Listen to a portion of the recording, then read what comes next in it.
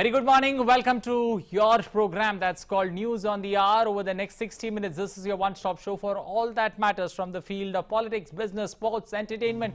Big focus on COVID-19 vaccination drive in India, and also taking a deeper look at the Vijay Diwas today that's being celebrated across India, and especially in Kargil, along with a big focus on Tokyo Olympics and India's good run there at the Tokyo Olympics on day 3. I'm Anil Thomas. Let's get started this morning with the top stories that we are tracking at the top of this hour. Relief and rescue operations continue in the flood and landslide hit parts of Maharashtra. 149 people have died from flood-related incidents in Maharashtra, whereas almost 2.3 lakh people have been evacuated so far.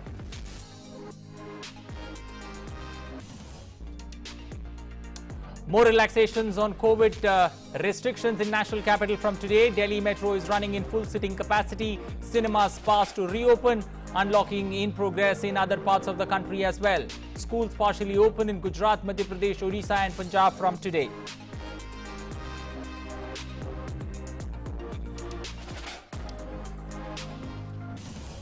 Today is the 22nd anniversary of Kargil Vijay Diwas. The day commemorates the indomitable courage and sacrifice of the Indian Armed Forces during Kargil conflict in 1999.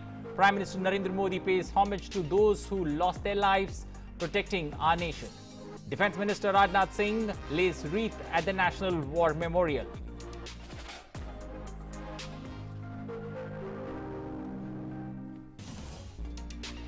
In sports, updates from Tokyo 2020, men's archery team enters quarter-final defeating Kazakhstan in the first round. In table tennis, Achanta Sharath Kamal moves into the third round with a 4-2 win over Portugal's Tiago Apollino.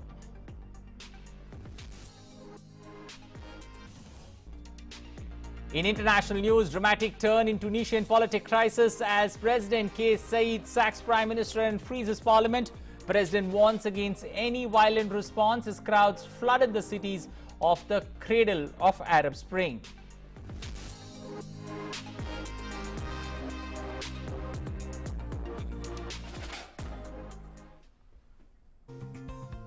Well, good morning. Those were the headlines at the top of this hour. Now for the stories in detail, starting first up with the monsoon mayhem hitting the western state of Maharashtra.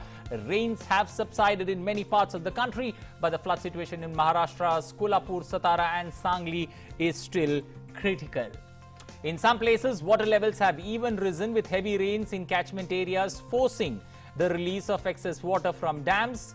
Most of the villages have been evacuated and a relief camp has been set up at the nearby places. The situation in Sangli remains the same. However, the water has started receding. The Varna River in the district is flowing above the danger mark. 1,96,000 people from 41,084 families have migrated due to the flood situation in Sangli district. More than 32,000 animals were relocated. A total of 103 villages have been affected by the floods. Radhanagri Dam is filled to full capacity. The discharge of water from Radhanagri Dam is continuing, and therefore the water level of Bhogavati and other rivers in the area, including Panchaganga, is likely to increase. Heavy floods in Maharashtra have affected around 230,000 people in Konkan and Western Maharashtra. Till date, a total of 149 people are killed, 50 are injured, and more than 64 people are still missing. Well, maximum deaths is reported in the Raigad district. Nearly 229,074 people have been evacuated to safer places. 25 teams of NDRF, 4 teams of SDRF, 5 teams of Navy, 2 teams of Coast Guard and 3 teams of Army are working in rescue and relief operations in the state. Teams of Mumbai, Thane and Navi Mumbai Municipal Corporation are helping in cleaning, sanitization and normalizing daily life of citizens. Floods are still reported in various parts of Kolhapur and Sangli. Traffic on various national and state highways connecting to Kolhapur with Bengaluru, Belgaum, Sangli, Ratnagiri still closed. Meanwhile, Maharashtra Chief Minister visited the flood-affected Chiplun in Ratnagiri district on Sunday, where he met officials to assess the extent of damage and evacuate the ongoing relief operation. The Chief Minister has assured that consolidated assistance will be provided to affected people.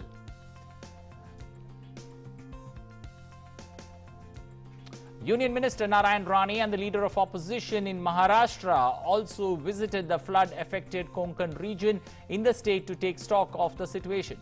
Union Minister Rane said that the benefits of various schemes of the central government will be provided to the flood-affected people.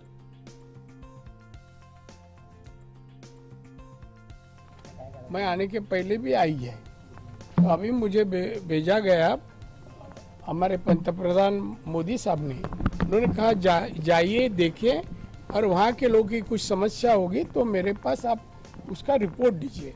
मैं आया, देखा कि ये जो पूरी तरह से लोगों के घर थे वो सब जमीन में गाड़े गए। जांच शुरू है और दूसरे साइड से इनका रिहेबिलिटेशन करने का काम वो भी सरकार के तरफ से, कलेक्टर की तरफ से शुरू है। तो काम तो शुरू है, उसमें दिक्कत कुछ नहीं होगी। हमारा पूरी तरह से हमारे देवेंद्र फडणवीस में हम और हमारे दरेकर साहब हम लोग ध्यान दे रहे हैं, तो पूरी तरह से हम लोग इन लोग का ख्याल रखेंगे। Well, relief and rescue efforts of the Indian Coast Guard in the flood-hit areas of Maharashtra, Goa and Karnataka state continue. Indian Coast Guard has deployed its resources to the aid of civil authorities in relief and rescue operations in the flood-hit areas of the state. The ICG dispatched the disaster relief teams with inflatable Gemini boat and life-saving gear to the affected areas. The DRTs reached areas rendered unapproachable due to water inundation, especially in Chiplun and Mahad districts of Maharashtra and Umlijuk, Kargejuk, Bodjuk Island and Kinnar village in Uttar Kannada district of Karnataka. The teams evacuated the stranded people and provided relief material. In Goa, ICG aircraft undertook aerial assessment of the Ganjem Dam, Usgaon and Kodli areas. ICG helicopter had dropped approximately 100 kilograms of relief material that include food packets and drinking water for the people stranded. Well, the general public in the national capital will now be able to travel in the Delhi metro with full sitting capacity of its coaches. However, the standing travel inside the Delhi metro still continues to remain prohibited as per the revised guidelines. As the standing travel is still not permitted by the authorities, entry at stations will also continue to be regulated through identified gates as per the ongoing practice.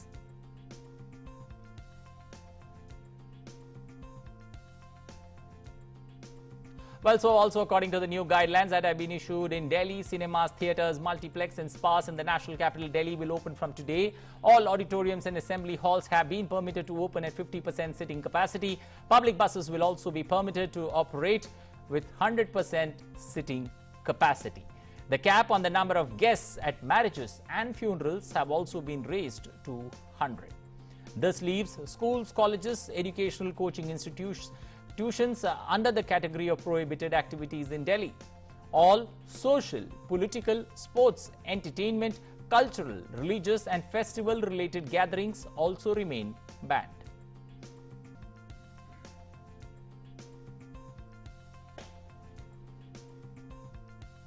Well, for more on the story, we've got Abhishek Jha tracking Delhi for us, joining us this morning on News on the Hour. Abhishek, good morning.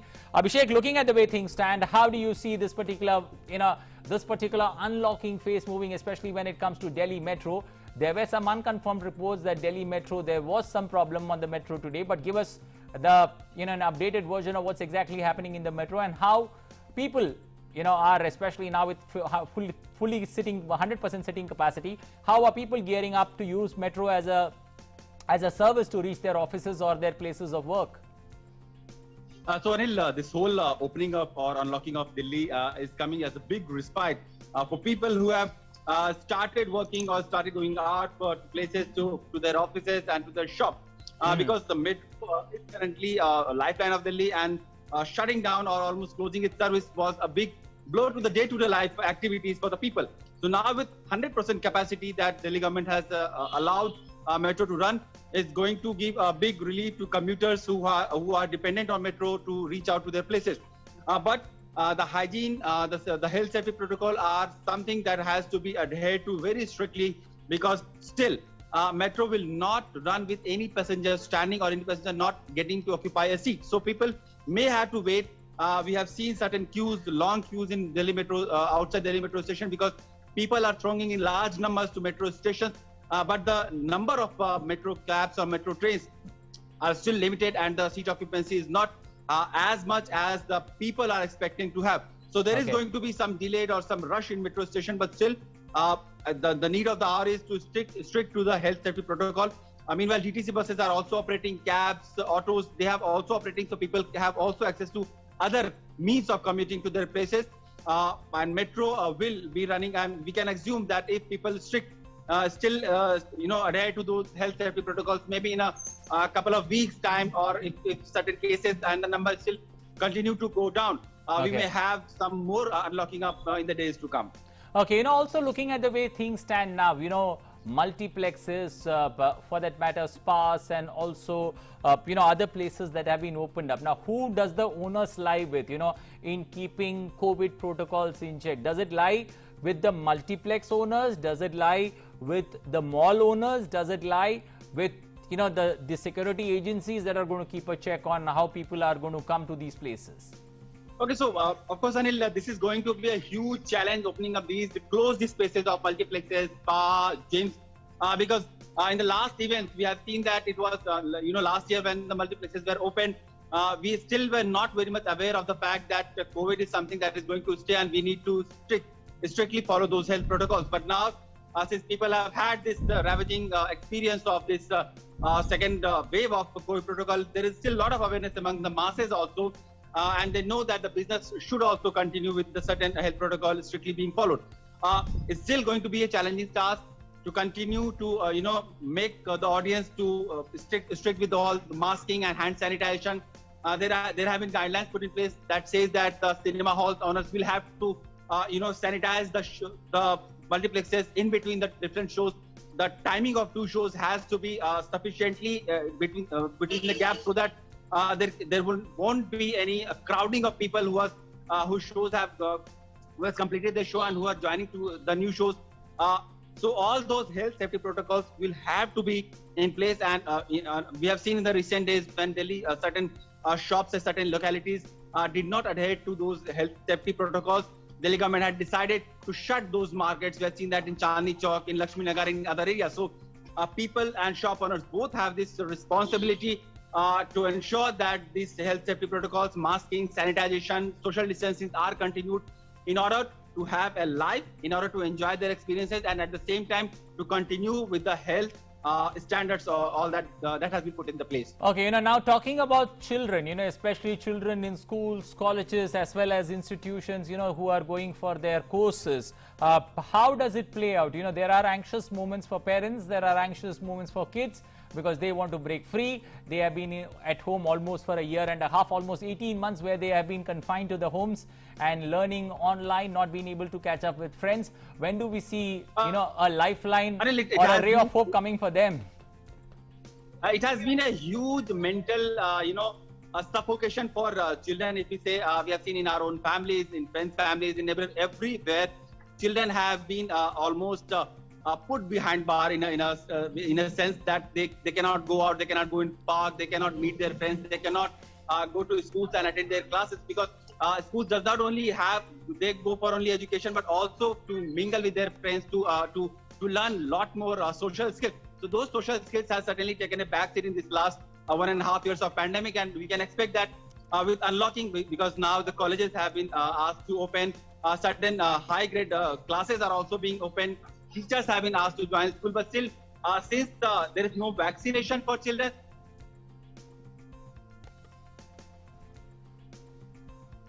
they won't allow to go to school, but senior grade schools are being open, and of course, those students can join with the permission of their parents. So we can assume that if the situation like this continues to prevail, cases continues to go down, we can see more unlocking and more, coming to terms with the reality of life and getting back to normalcy of life in the days to come. Okay, one quick word, before I let you go to this whole, numbers coming down. There is a third wave that is anticipated.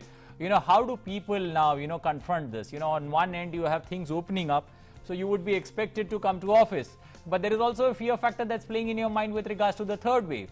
So how does one confront this, and how does one go about with life, purely looking at, the people of the National Capital Region?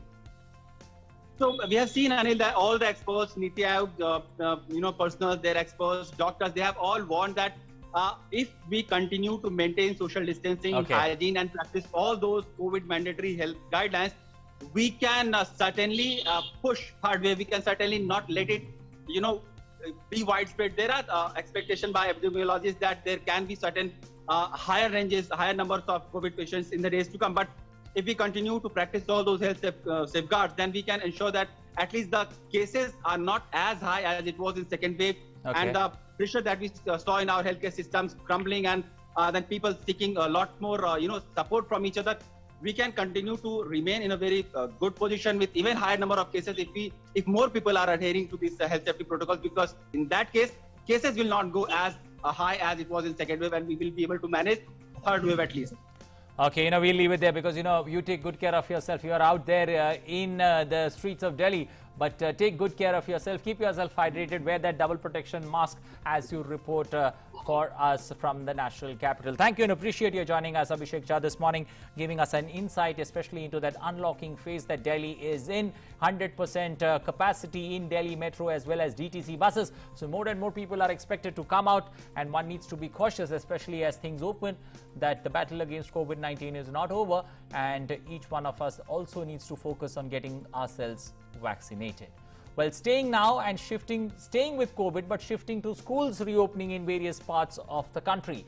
With a recurring dip in the number of coronavirus cases each day, the Gujarat government has decided now to allow the reopening of schools for students from classes 9th to 11th from today, with 50% capacity. Students who are willing to attend the physical classes will have to submit the consent form of their parents.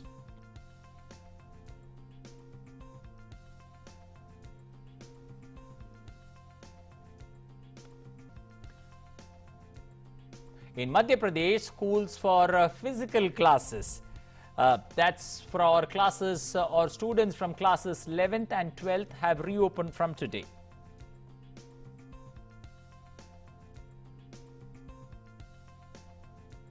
Schools in Punjab also reopened for classes 10, classes 11th and 12th. However, only those teachers and staff are allowed to be physically present who are fully vaccinated.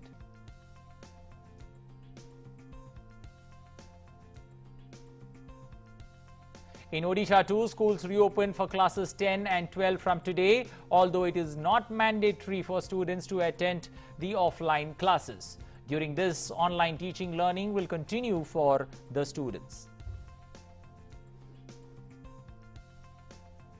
While India has been fighting against COVID-19 pandemic, there has been decline in the daily new cases of coronavirus in the country. In the last 24 hours, 39,361 new cases have been reported in India. The country's active caseload is currently at 4,11,189. Active cases constitute 1.31% of the total cases. In the last 24 hours, 35,968 patients have recovered from COVID-19. So far, a total of 3,579,106 patients have recovered from the virus across the country. Recovery rate in India currently stands at 97.35%. The weekly positivity rate remains below 5% and is currently at 2.31%. Daily positivity rate remains below 5% and is now at 3.41%.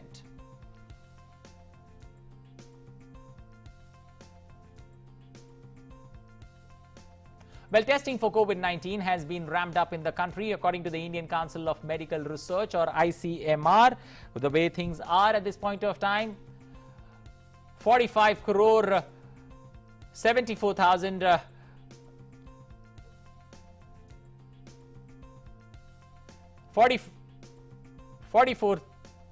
74 lakh 44,011, 45 crore 74 lakh 44,011 cases, or 11 samples being tested till the 25th of July. Also, the samples tested on the 25th of July, that's in a single day, 11 lakh 54,444 samples being tested in India. So clearly there is an uptick, and that particular test, trace and treat strategy that the Prime Minister and also Dr. V.K. Paul has been stressing on clearly being followed and being taken to the next level. Meanwhile, under the nationwide vaccination drive, India continues to administer jabs to its population to restrict the spread of COVID-19. In the last 24 hours, 18,99,874 doses were administered. Of these, 12,98,918 people have received their first dose, while 6,956 people have got their second dose. So far, a total of 43,51,96,001 doses have been administered in India.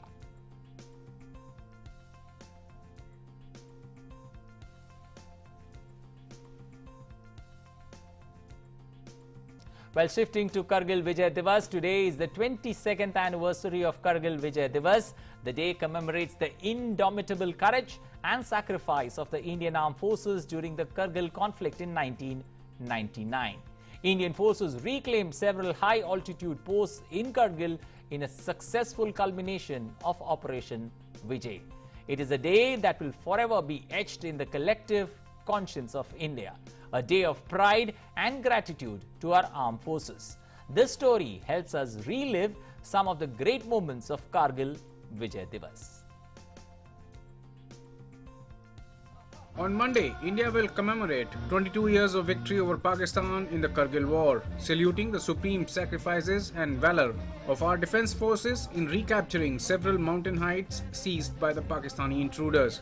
It was on 26 July 1999 that Indian Army declared successful culmination of Operation Vijay, declaring a victory after long battles on the icy heights of Kargil.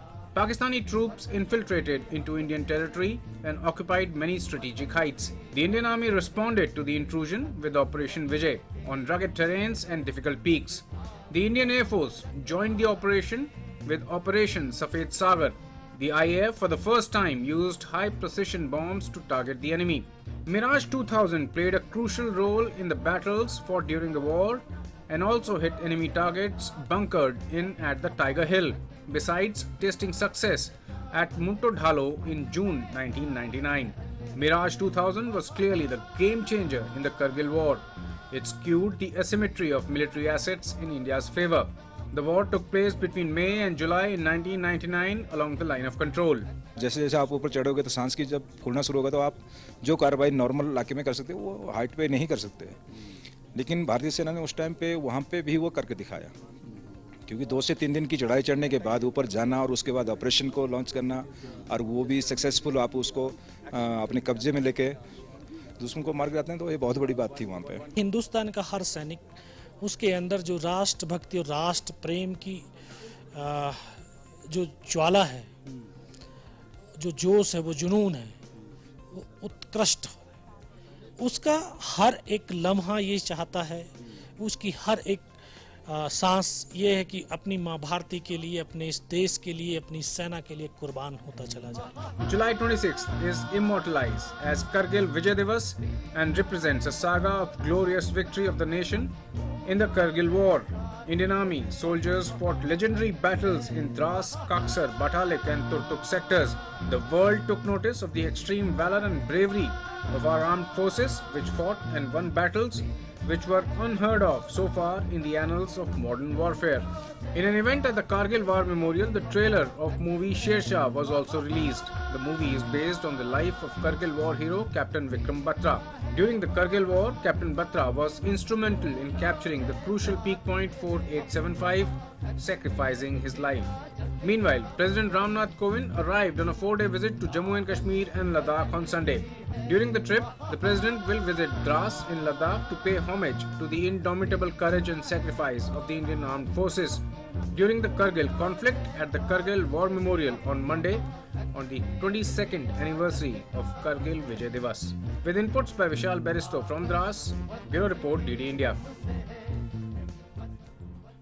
Well, Vice President today saluted the heroes of the Kargil War and paid homage to the martyrs for their supreme sacrifice. In a tweet, he wrote, and I quote, that he joined the nation in remembering the Indian Armed Forces saga of valor and gallantry. He said the nation will remain forever grateful to them and their families.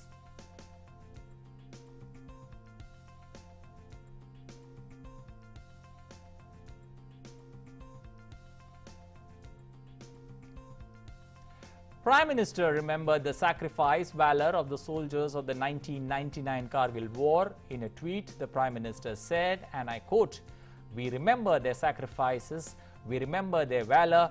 Today on Kargil Vijay Diwas, we pay homage to all those who lost their lives in Kargil protecting our nation. Their bravery motivates us every single day." Prime Minister Narendra Modi also shared an excerpt from last year's his radio program Man Ki Baat.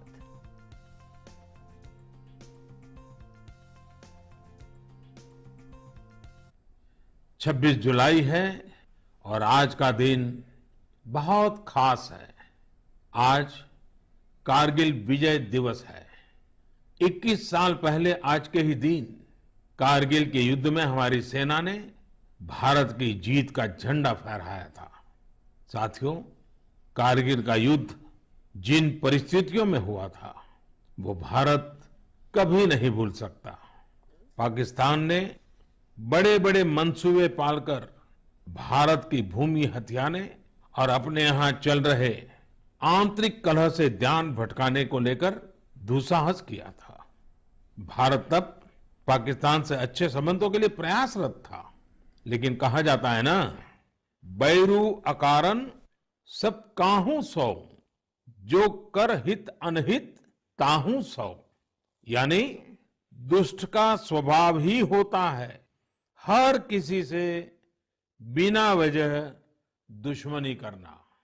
ऐसे स्वभाव के लोग जो हित करता है उसका भी नुकसान ही सोचते हैं। इसलिए भारत की मित्रता के जवाब में पाकिस्तान द्वारा पीठ में छुरा घोंपने की कोशिश हुई थी, लेकिन उसके बाद भारत की वीर सेना ने जो पराक्रम दिखाया, भारत ने अपनी जो ताकत दिखाई, उसे पूरी दुनिया ने देखा। आप कल्पना कर सकते हैं, ऊंचे पहाड़ों पर बैठा हुआ दुश्मन और नीचे से लड़ रही हमारी सेनाएं, हमारे वीर जवान। लेकिन जीत पहाड़ की ऊंचाई की नहीं, भारत की सेनाओं के ऊंचे हौसले और सच्ची वीरता की हुई। साथियों, उस समय मुझे भी करगिल जाने और हमारे जवानों की वीरता के दर्शन का सौभाग्य मिला। वो दिन मेरे जीवन के सबसे अनमोल क्षणों में से एक है। मैं देख रहा हूं कि आज देश भर में लोग कारगिल विजय को याद कर रहे हैं। सोशल मीडिया पर एक हैशटैग करेज इन करगिल के साथ लोग अपने वीरों को नमन कर रहे हैं। जो शहीद हुए हैं उन्हें श्रद्धांजलि दे रहे हैं। मैं आज सभी देशवासियों की तरफ से हमारे इन वीर जवानों के साथ साथ उन वीर माताओं को भी नमन करता हूं जिन्होंने मां भारती के सच्चे सपूतों को जन्म दिया। मेरा देश के नौजवानों से आग्रह है कि आज दिन भर कारगिल विजय से जुड़े हमारे जाबाजों की कहानियां, वीर माताओं के त्याग के बारे में एक दूसरे को बताएं, शेयर करें। मैं साथियों आपसे एक आग्रह करता हूं। आज एक वेबसाइट है www.gallantryawards.gov.in। आप उसको जरूर विजिट करें। वहां आपको हमारे वीर पराक्रमी योद्धाओं के बारे में, उनके पराक्रम के बारे में बहुत सारी जानकारियां प्राप्त होगी। और वो जानकारियां जब आप अपने साथियों के साथ चर्चा करेंगे, उनके लिए भी प्रेरणा का कारण बनेगी। आप जरूर इस वेबसाइट को विजिट कीजिए और मैं तो कहूंगा बार बार कीजिए। साथियों, कारगिल युद्ध के समय अटल जी ने लाल किले से जो कहा था वो आज भी हम सभी के लिए बहुत प्रासंगिक है। अटल जी ने तब देश को गांधी जी के एक मंत्र की याद दिलाई थी। महात्मा गांधी का मंत्र था कि यदि किसी को कभी कोई दुविधा हो कि उसे क्या करना क्या न करना, तो उसे भारत के सबसे गरीब और असहाय व्यक्ति के बारे में सोचना चाहिए। उसे ये सोचना चाहिए कि जो वो करने जा रहा है उससे उस व्यक्ति की भलाई होगी या नहीं होगी। गांधी जी के इस विचार से आगे बढ़कर अटल जी ने कहा था कि करगिल युद्ध ने हमें एक दूसरा मंत्र दिया है। ये मंत्र था, कोई महत्वपूर्ण निर्णय लेने से पहले हम ये सोचें कि क्या हमारा ये कदम उस सैनिक के सम्मान के अनुरूप है जिसने उन दुर्गम पहाड़ियों में अपने प्राणों की आहुति दी थी। आइए अटल जी की आवाज में ही उनकी इस भावना को हम सुने, समझे और समय की मांग है कि उसे स्वीकार करें। हम सभी को याद है कि गांधी जी ने हमें एक मंत्र दिया था। उन्होंने कहा था कि यदि कोई दुविधा हो कि तुम्हें क्या करना है, तो तुम भारत के उस सबसे असहाय व्यक्ति के बारे में सोचो और स्वयं से पूछो कि क्या तुम जो करने जा रहे हो उससे उस व्यक्ति की भलाई होगी। कारगिल ने हमें दूसरा मंत्र दिया है, कोई महत्वपूर्ण निर्णय लेने से पहले हम ये सोचें कि क्या हमारा ये कदम उस सैनिक के सम्मान के अनुरूप है जिसने उन दुर्गम पहाड़ियों में अपने प्राणों की आहुति दी थी। साथियों, युद्ध की परिस्थिति में हम जो बात कहते हैं, करते हैं, उसका सीमा पर डटे सैनिक के मनोबल पर, उसके परिवार के मनोबल पर बहुत गहरा असर पड़ता है। ये बात हमें कभी भूलनी नहीं चाहिए और इसलिए हमारा आचार, हमारा व्यवहार, हमारी वाणी, हमारे बयान, हमारी मर्यादा, हमारे लक्ष्य, सभी कसौटी में ये जरूर रहना चाहिए कि हम जो कर रहे हैं, कह रहे हैं, उससे सैनिकों का मनोबल बढ़े, उनका सम्मान बढ़े। राष्ट्र सर्वोपरि का मंत्र लिए एकता के सूत्र में बंधे देशवासी हमारे सैनिकों की ताकत को कई हजार गुना बढ़ा देते हैं। हमारे यहाँ तो कहा गया है ना, संगे शक्ति कलो युगे। कभी कभी हम इस बात को समझे बिना सोशल मीडिया पर ऐसी चीजों को बढ़ावा दे देते हैं जो हमारे देश का बहुत नुकसान करती है। कभी कभी जिज्ञासावत फॉरवर्ड करते रहते हैं, पता है गलत है, ये करते रहते हैं। आजकल युद्ध केवल सीमाओं पर ही नहीं लड़े जाते हैं, देश में भी कई मोर्चों पर एक साथ लड़ा जाता है और हर एक देशवासी को उसमें अपनी भूमिका तय करनी होती है। हमें भी अपनी भूमिका देश की सीमा पर दुर्गम परिस्थितियों में लड़ रहे सैनिकों को याद करते हुए तय करनी होगी। Defense Minister Rajnath Singh today laid a wreath there. Defense Minister Rajnath Singh today bowed to the indomitable valor and sacrifice of the Indian Army on the occasion of Kargil Vijay Diwas. Defense Minister paid homage to the martyrs at the National War Memorial in Delhi. Earlier, he sent a message through his Twitter handle that the victory achieved by the Indian Army in Kargil, in spite of the difficult and unfavorable condition, is incomparable. The Defense Minister also signed the visitors' book at the National War Memorial. MOS Defense Ajay Bhatt also paid tribute at the National War Memorial.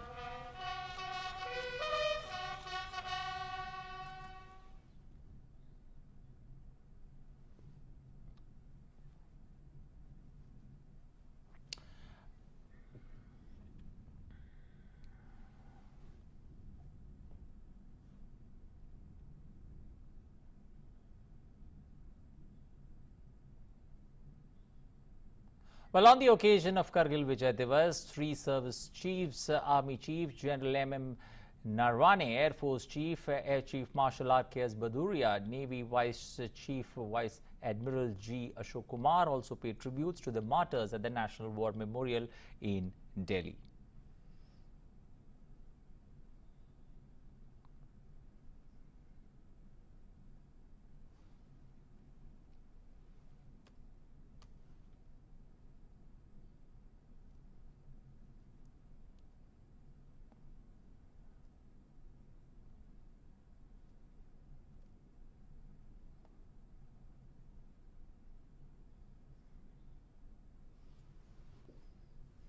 Chief of Defence Staff General Bipin Rawat, Ladakh Lieutenant Governor R.K. Mathur and Ladakh MP Jamyang Singh Namgyal paid floral tributes at the Kargil War Memorial in Dras to mark the 22nd anniversary of Kargil Vijay Diwas. General Bipin Rawat also installed the victory flame at the memorial.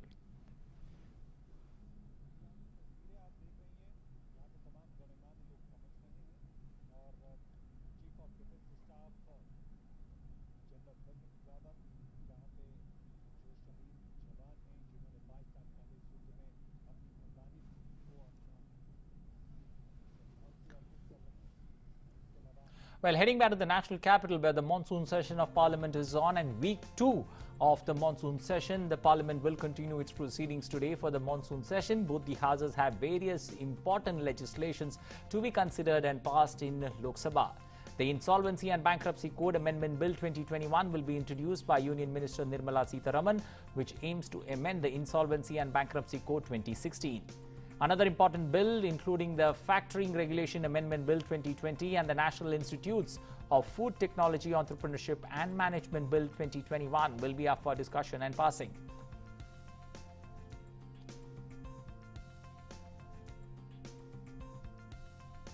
In Rajya Sabha, that's the upper house, bill for withdrawal include the Indecent Representation of Women Prohibited Amendment Bill 2012. The bill will be withdrawn by Union Minister Smriti Irani.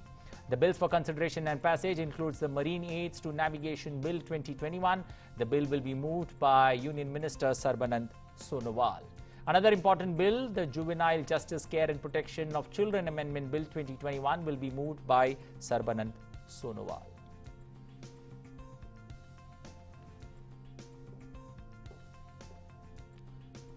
Well, for more on this story, we've got Amritpal Singh tracking Parliament for us, joining us this morning on News on the Hour. Amrit, looking at the way, week 2 of the Parliament, especially of the monsoon session, is there going to be a change in track by the opposition, as we have had a small break and we, resume business there in the monsoon session?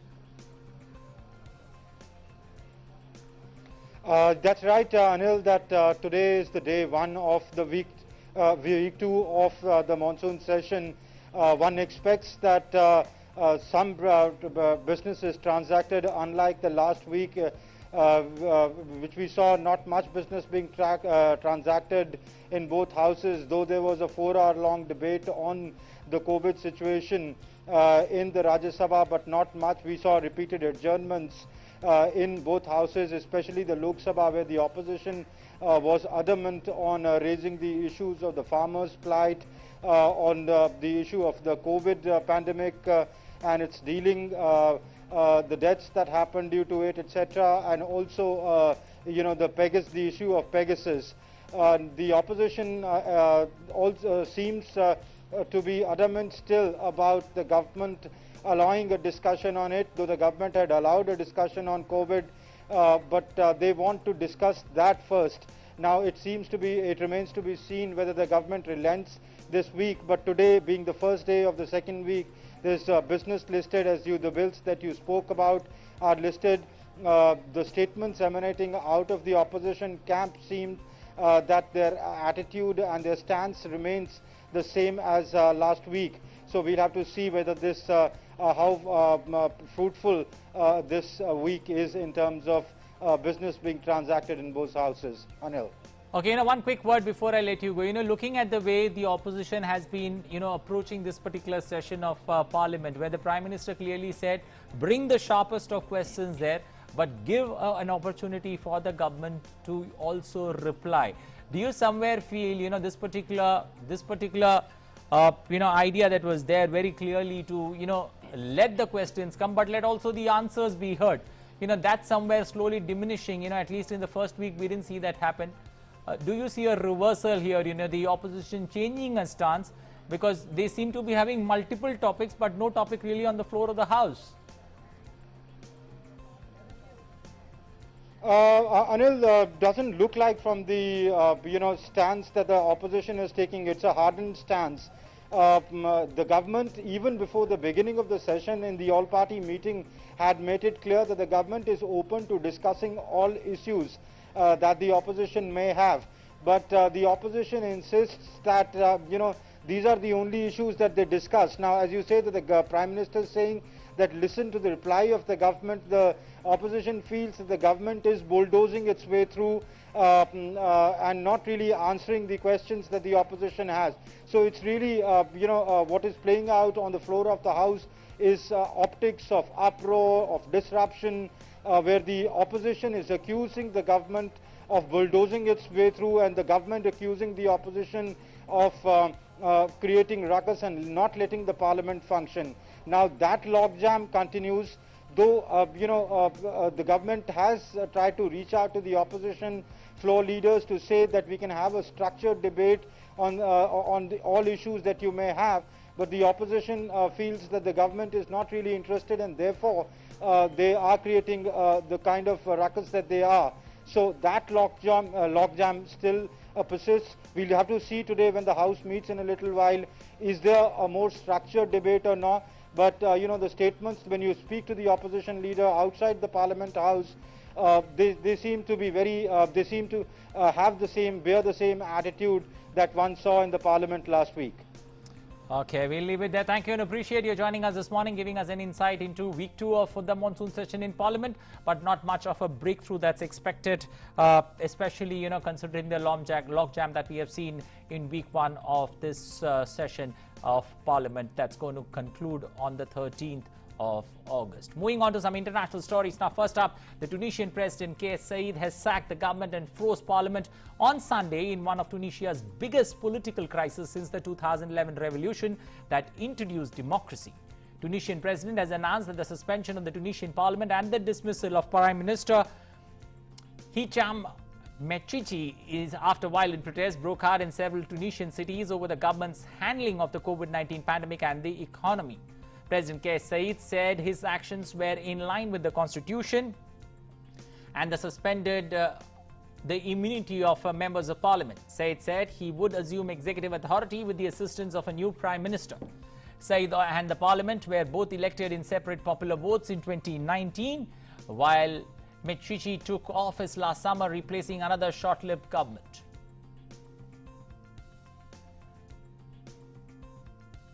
Meanwhile, people flooded Tunis on Sunday to celebrate the dismissal of Prime Minister and freezing of Parliament. Tens of thousands stayed on the street of Tunis and other cities, with some people setting off fireworks for hours after Said's announcement as helicopters circled overhead.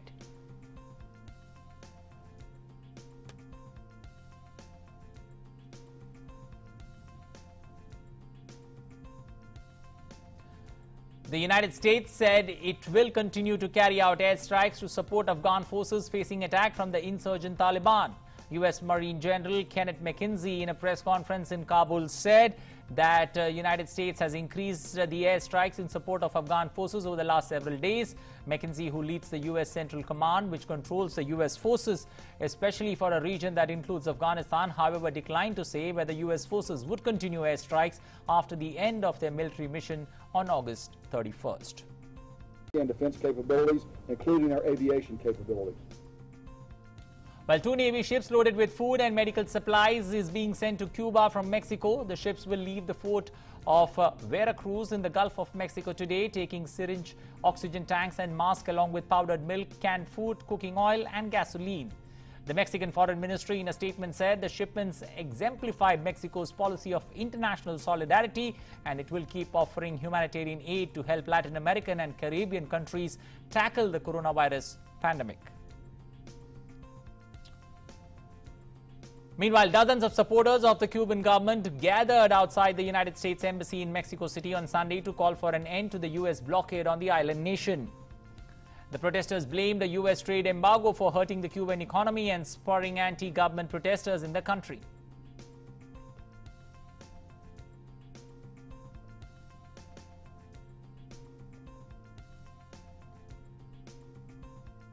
Moving to African continent, in Nigeria, kidnappers who raided a boarding school in northern region earlier this month released 28 children, including another 81 students that remain in captivity. A first batch of 28 children was released 2 days after the raid. The attack on the Bethel Baptist High School in the state of Kaduna was the 10th mass school kidnapping since December in northwest Nigeria, carried out by Islamist militants and more recently criminal gangs. Kaduna authorities had ordered the closure of the school and 12 others in the area following the kidnap, without saying when they might reopen. Schools have become targets for mass kidnappings for ransom in northern Nigeria by armed groups.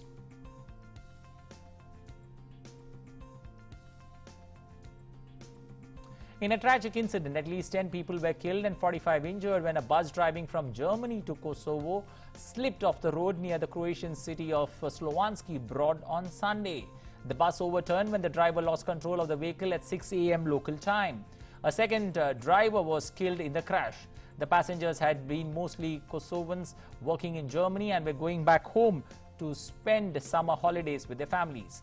15 of the 45 people hurt in the crash sustained serious injuries. On to some COVID-related stories from across the world, starting first up, taking a look at COVID numbers. Well, the world continues to battle this particular pandemic. So far, more than 19 crore 47 lakh people have tested positive for COVID-19 worldwide. Over 17 crore 67 lakh patients have also recovered from COVID-19. When one looks at the positive number from that particular board, the deadly virus has so far claimed more than 41 lakh 74,000 people worldwide. That's the number of fatalities one looks at. Also, United States continues to be the worst affected country by COVID-19. More than 3 crore 51 lakh people have been affected by COVID-19 in United States of America, with the death toll now over 6,26,000. South African President Cyril Ramaphosa has announced the lifting of certain coronavirus restrictions, including relaxation on interprovincial travel and large public gatherings, as the country recorded a dip in new COVID-19 cases. In an address to the nation on Sunday evening, Ramaphosa said South Africa with immediate effect will move to level 3 from the current level 4 of the 5-level lockdown strategy. As part of level 3 lockdown, a curfew will remain in place from 10 p.m. to 4 a.m. and funeral services will still be restricted to a maximum of 50 people with strict protocols in place. School will also reopen nationwide today after a month-long break, and the president also announced a stepped-up vaccination campaign to address the pandemic.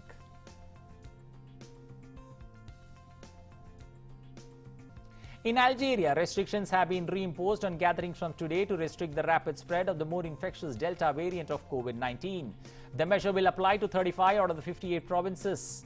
Gyms, cultural centers, leisure venues, beaches and used car markets will also remain closed.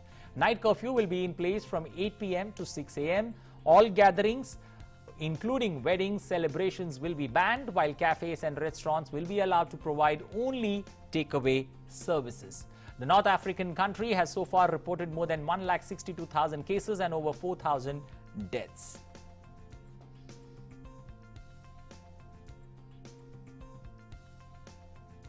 While Europe is reeling under floods, there are some other parts of the world which are facing wildfire.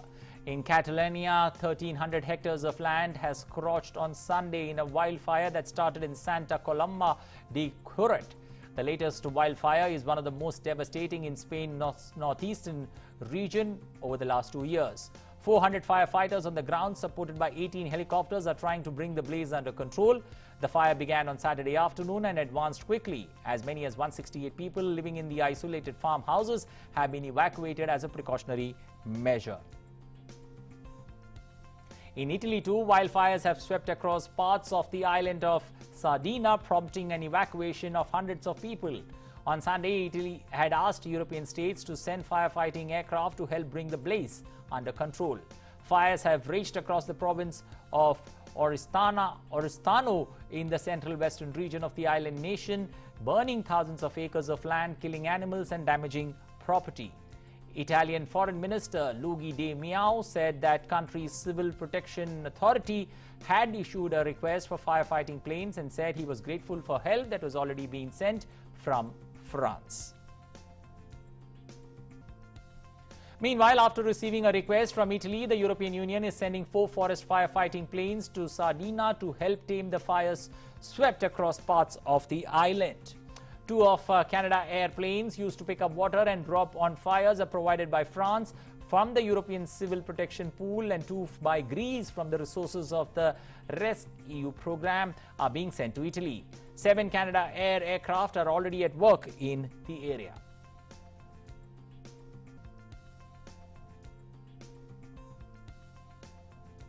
Well, Belgium, meanwhile, is witnessing heaviest floods in decades. Town of Dinant in southern part of the country saw heavy thunderstorms turning streets into torrential streams. Rainwater gushing down streets. Steep streets swept away dozens of cars, piling them in a heap at a crossing. Dinant was spared the deadly floods 10 days ago that killed 37 people there in the southeast of Belgium and many more in Germany. The storm wreaked similar havoc in the small town of Anne, a few kilometers north of Dinant.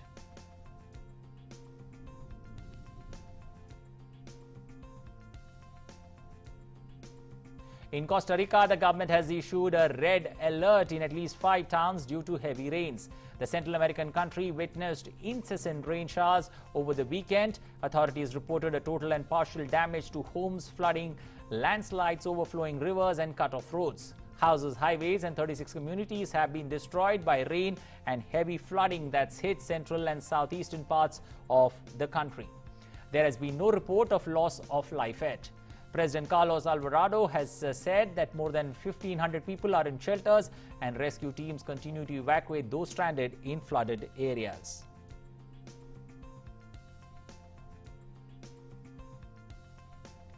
Well, after a look at all that international stories, it's time now to shift focus to sports and start first up with Tokyo Olympics.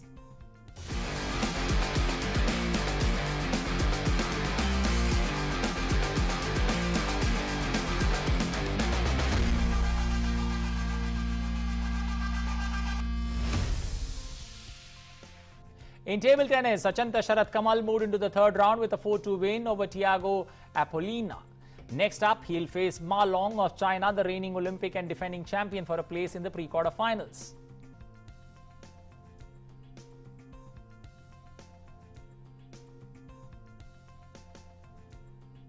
In archery, Indian team of Atanu Das, Praveen Jadhav and Tarundeep Rai lost to South Korea 0-6 in the quarterfinal men's team event. Earlier, they beat Kazakhstan 6-2.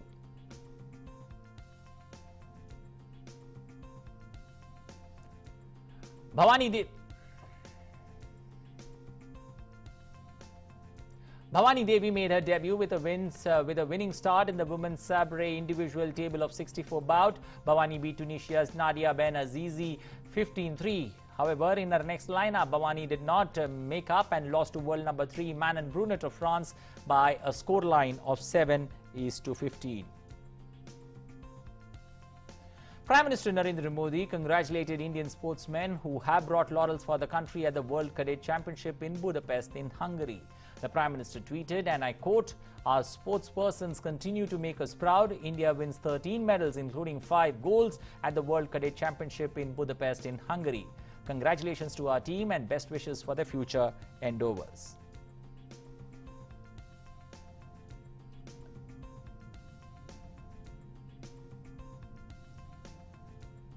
Meanwhile, in Bolivia, hundreds of children and parents who are still young at heart took to the streets of La Paz for a bout of Gokart racing amid the easing of COVID-19 restrictions. Pulling together various spare parts, parents and their children work as a team to bring the vehicles. Normally associated with suburban life of the United States, this Bolivian version of go-karting has become a regular fixture for local families in La Paz since 1950.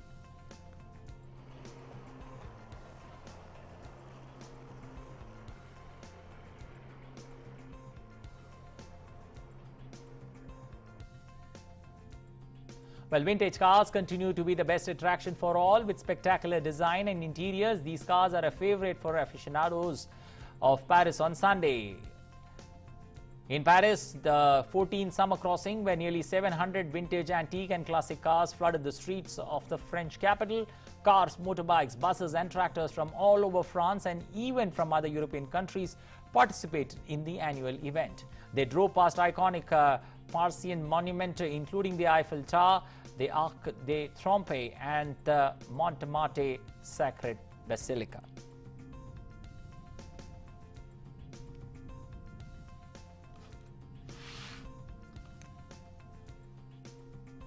Well, that's all we have time for in this edition of News on the Hour. Remember that fight against COVID-19 continues. You and I need to get ourselves vaccinated. And when you step out to get yourself vaccinated, please take one of your loved ones along. Please take your friends along, because if you get more and more people vaccinated, you not only do yourself a good, but you do humanity a bigger good. Remember, if you and I get vaccinated, we both stand a better chance to see a better tomorrow. So thanks for watching. Bye-bye. Take care.